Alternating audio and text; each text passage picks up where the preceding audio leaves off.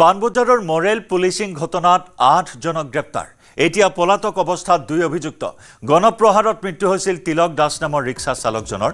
দোকানত চুৰি কৰাৰ সন্দেহত ৰিক্সা চালকজনক মৰিয়াই হত্যা কৰা হৈছিল। গুৰুতৰভাৱে আহত হৈছিল দীপাংকৰ হাজৰিকা নামৰ আন এজন। এই ঘটনাৰে জড়িত 8 অভিযুক্তক গ্ৰেপ্তাৰ কৰা হৈছে। 2 অভিযুক্ত এতিয়াও পলাতক। অতি নিৰ্মমভাৱে প্ৰহাৰ কৰা হৈছিল। তালিবানী শাস্তি প্ৰদান কৰা হৈছিল। গণপ্ৰহাৰত প্ৰাণ হেৰুৱাইছিল ৰিক্সা চালকজনৰ। দোকানৰ সামগ্ৰী চুৰি কৰাৰ সন্দেহত আইন হাতত তুলি লৈ মৰেল পুলিচগিৰি দেখুৱাইছিল একাংশই। আনহাতে গুৰুতৰভাৱে আহত হৈছিল দীপাংকৰ হাজৰিকা নামৰ আন এজন।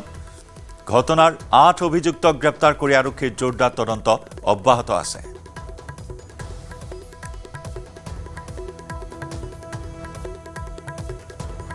শুকুৰবাৰে সংঘটিত হৈছিল এই দুৰ্ভাগ্যজনক ঘটনা। গুৱাহাটী মহানগৰীত এই মৰেল পুলিচিঙৰ ঘটনাই তীব্ৰ চাঞ্চল্যৰ সৃষ্টি কৰিছিল।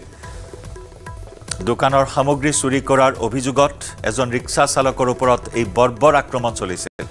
গণপ্ৰহাৰত প্ৰাণবায়ু ওলাই গৈছিল ৰিক্সা চালকজনৰ।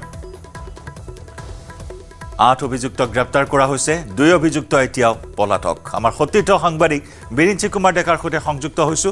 বিৰিঞ্চি, এই ঘটনা সন্দৰ্ভত শেহতীয়াকৈ আৰু কি খবৰ লাভ কৰিছে? নিশ্চয় জয়ন্ত, যে কালিৰ দিনটোত যি পানবজাৰ থানাৰ সমীপতে যি লোমহৰ্ষক ঘটনা সংঘটিত হৈছিল, যে প্ৰায় 10-12 জনীয়া এটা দলৰ গণপ্ৰহাৰৰ সন্মুখীন হৈছিল এজন ৰিক্সা চালক আৰু আনজন ৰিক্সা যাত্ৰী আছিল। তেওঁলোকে যেতিয়া পুৱতি নিশা কোনোবা এটা স্থানৰ পৰা সেই স্থানলৈ আহি আছিল, যে কিছু সময় পূৰ্বে সি তাৰে এখন দোকানত খাওগলি এখন দোকান চুৰি হৈছিল আৰু সেই চুৰিৰ অভিযোগত 2জন লোকক আচলতে বেয়াকে প্ৰহাৰ কৰিছিল। বেয়াকে প্ৰহাৰ কৰাই নহয়, চোকা দাৰে তেওঁলোকৰ গাত আঘাত কৰিছিল, নলাত পেলাই দিছিল 2জনকে আৰু সেই স্থানত এৰি থৈ গুচি গৈছিল। একে সময়তে অভিযোগ উঠিছিল যে আৰক্ষীৰ এখন পাপা পাৰ্টি গাড়ী আহিছিল, সেই গাড়ীখনেও আচলতে এৰি থৈ গৈছিল। পৰৱৰ্তী সময়ত যেতিয়া সেই লোকজনৰ তিলক দাসৰ থিতাতে মৃত্যু হ'ল, সেই সমগ্ৰ ঘটনা চৌদিশে যেতিয়া হুলস্থুল লাগিল, তাৰপাছতে আৰক্ষীৰ উচ্চপদস্থ বিষয়াকে ধৰি সকলোৱে সেই ঘটনাস্থলী পৰ্যবেক্ষণ কৰিলে। ফৰেনচিকৰ দল আহিল আৰু প্ৰায় বিয়লি ভাগলৈ 5 জনক গ্ৰেপ্তাৰ কৰিছিল আৰু নিশাৰ ভাগলৈ বাকী 3 জনক গ্ৰেপ্তাৰ কৰিছে। মুঠ এই মুহূৰ্তলৈকে 8 জনক গ্ৰেপ্তাৰ কৰিছে আৰু বাকী 2জন এই মুহূৰ্তলৈকে খাওগলিৰে আচলতে তেওঁলোক দোকানী হয়। এই মুহূৰ্তলৈকে তেওঁলোক পলাতক হৈ আছে, কিন্তু তেওঁলোকৰ বিচাৰি অভিযান অব্যাহত ৰাখিছে।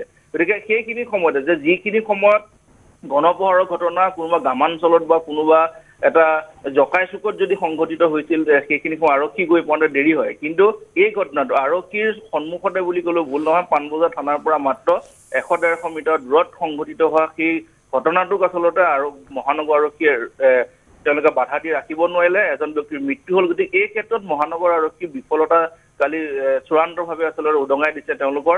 আৰু পৰৱৰ্তী সময়ত আৰক্ষীয়ে কৈছে যে কোনো এগৰাকী দোষী সাৰি যাব নোৱাৰিব। কিন্তু সেইখিনি সময়ত যিগৰাকী তিলক দাস ছটফটাই আছিল, প্ৰায় 2-3 ঘণ্টা সময় সেই স্থানত ছটফটাই আছিল, সেইখিনি সময়তে যদি কোনো এখন হস্পিটেললৈ তেওঁক নিলে হয়, নিশ্চয়কৈ তেওঁক বচাব পৰা গ'লহেঁতেন। আনজন যিগৰাকী ভুক্তভোগী মৃদুল হাজৰিকা, তেওঁ অন্য এটা স্থানত গৈ সেইখিনি যে লেবেজান হৈ পৰি আছিল, তাৰপাছত আমি সংবাদ মাধ্যমৰ লোকেহে তেওঁক আচলতে আমি বিচাৰি উলিয়াইছিলোঁ। পৰৱৰ্তী সময়ত আৰক্ষীয়ে লৈ গৈছিল। গতিকে এই ধৰণৰ যে আৰক্ষীৰ যি ধৰণৰ হেমাহি, সেই কথাখিনি কালিৰ দিনটোত স্পষ্ট কৰিছে। গতিকে এই মুহূৰ্তলৈকে যিহেতু 8 জনক গ্ৰেপ্তাৰ কৰি আছে আৰু বাকী 2জন অভিযুক্ত আছে, তেওঁলোকক ধৰিলে স্পষ্ট হ'ব প্ৰকৃততে সেইখিনি সময়ত কি ঘটনা সংঘটিত হৈছিল, কিয় তেওঁলোকক চুৰ সজুৱাব লগা হৈছিল, সেই কথাখিনি স্পষ্ট হৈ পৰিব। এই বাকী 2জনক ধৰাৰ পাছত যেতিয়া জেৰা আৰম্ভ হ'ব, তেতিয়াহে স্পষ্ট হৈ পৰিব গোটেই সমগ্ৰ ঘটনাটো। ধন্যবাদ বিৰিঞ্চি।